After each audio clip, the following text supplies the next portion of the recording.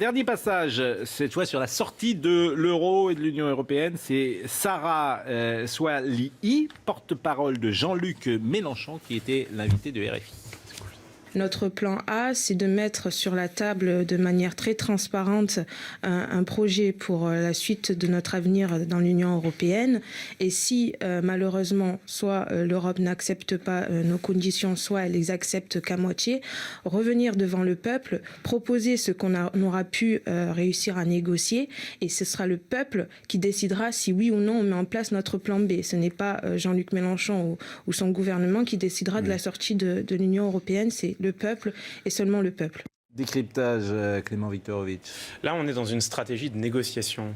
En fait, ce que fait Sarah Swalihi, c'est de la négociation à distance avec l'Allemagne et les potentiels partenaires européens si Jean-Luc Mélenchon venait à être élu. Vous savez, ça c'est quelque chose de très important en négociation. C'est presque la leçon 1 de la négociation. Quand on veut négocier, quand on veut s'engager dans un bras de fer, il faut mettre en avant ce qu'on appelle une solution hors table. Il faut venir en disant, voilà, on va rechercher un accord ensemble. Mais attention, si nous ne trouvons pas d'accord, voilà ce que moi je vais faire. Si vous ne mettez pas de solution hors table, si vous ne mettez pas de plan B sur la table, alors votre interlocuteur se dit, bon bah, il veut s'engager dans un bras de fer, mais le bras est mou finalement, puisque même si je refuse, il ne se passera rien. Et donc, c'est la position de Jean-Luc Mélenchon, qu'on caricature très souvent en disant, il veut sortir de l'Europe. C'est pas ce qu'il dit. Il dit, moi je veux renégocier les traités européens, mais si ça marche pas, je partirai. Mais quand il Mais c'est du chantage, hein, ça, la négociation hors table. C'est du chantage, c'est de dire, retenez-moi ou je fais un malheur. C'est une manière de négocier qui est très agressive. Oui. Et en même temps, on voit bien que dans le bras de fer qui pourrait s'engager avec l'Allemagne, si on ne part pas comme ça, on n'a aucune chance de le remporter. Si je peux me permettre, 10 secondes parce qu'on est en retard.